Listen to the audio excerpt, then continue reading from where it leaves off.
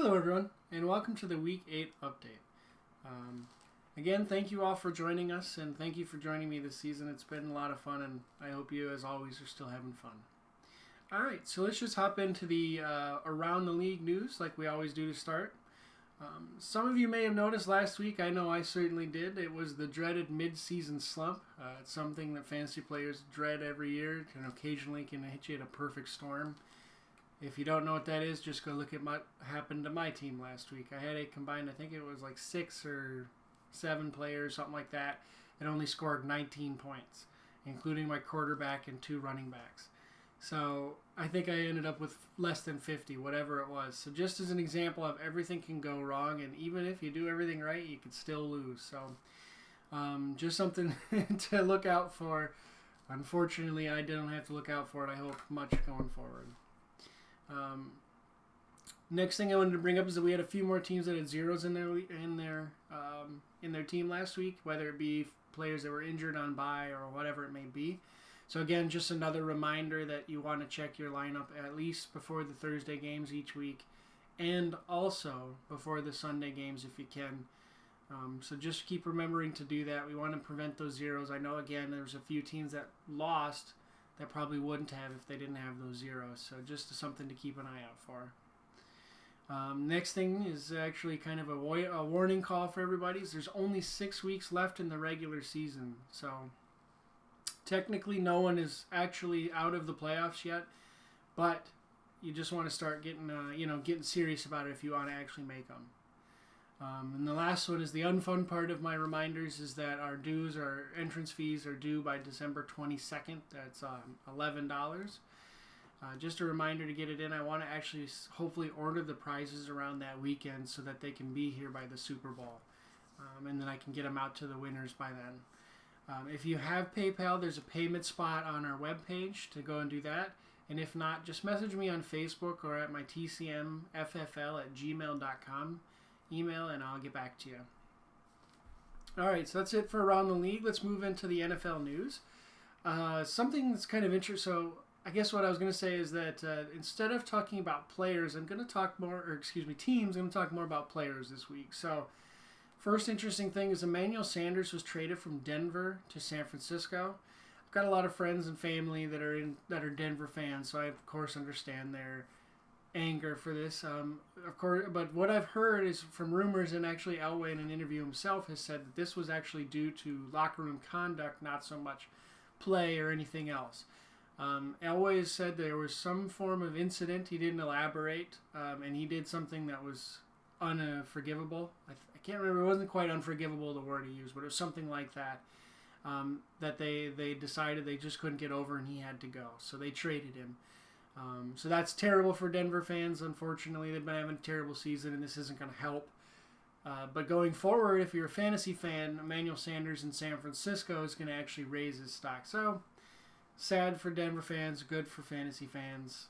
Take it as you will. Sorry, Denver fans. Unfortunately, that's how it is. But in the second piece of news, maybe a little bit of solace for Denver fans is that Patrick Mahomes is going to be out for a month with a dislocated knee injury and possibly more.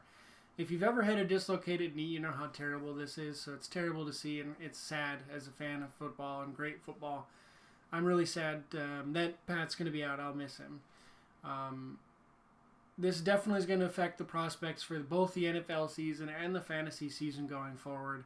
As a fan of NFL, it's going to be sad because it's just going to change both the quality of games that we'll get going forward and kind of the prospect of the season, whether or not the Chiefs will really be in the conversation as much as they would have been.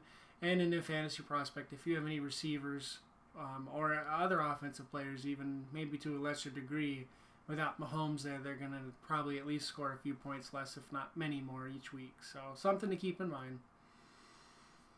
And then the last thing I wanted to bring up, so this is going to be both, it's going to be positive or negative depending on who you root for. Aaron Rodgers is having possibly the best season of his life or career. In fact, last week he was so good, he's the third quarterback to have thrown 400-plus passing yards, 5 passing touchdowns, and run one ever. So he's the third person to have ever done that. So he's having not just a great season, he's having a stellar season. So like I said, depending on who you root for specifically, if you're an NFC North fan that's not a Packers fan, you're going to be pretty miserable this season.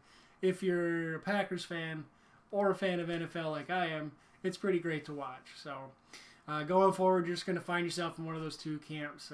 I'm over here, and I'm just going to be enjoying it. I'm sorry to the rest of you on the other side.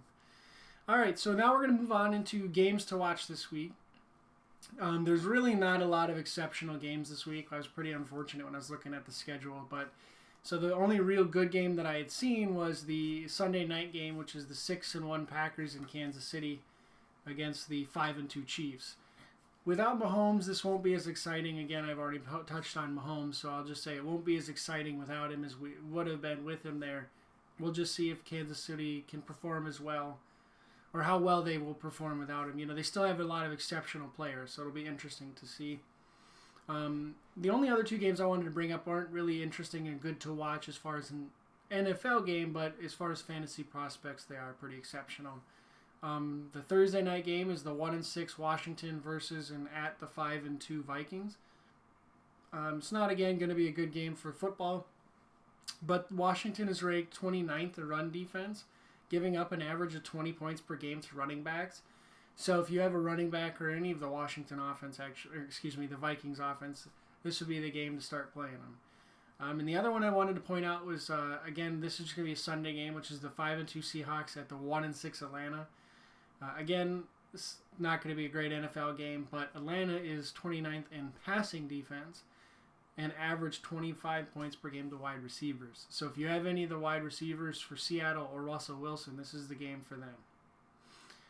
All right, so like I said, there wasn't a lot this week in that, so we're going to move on then to teams on bye. And again, there's only not a lot here. There's only two teams on bye, and that's the Ravens and the Cowboys. So if you have any of those players, just something to keep in mind. All right, and now for the fun part, we're going to hop into the storylines. So starting off in the North, like I said at the beginning of the update, we only have 6 weeks left in the regular season. So it's really time to start getting serious, especially here in the North when we have 5 teams tied for that 6th place playoff spot. And 4 of those teams play this week. That being the number 7 Mark versus number 8 Amanda, and number 6 John versus number 10 Rebecca. So the winner of this will be tied still for that 6th spot, and the loser will find themselves 1 game out.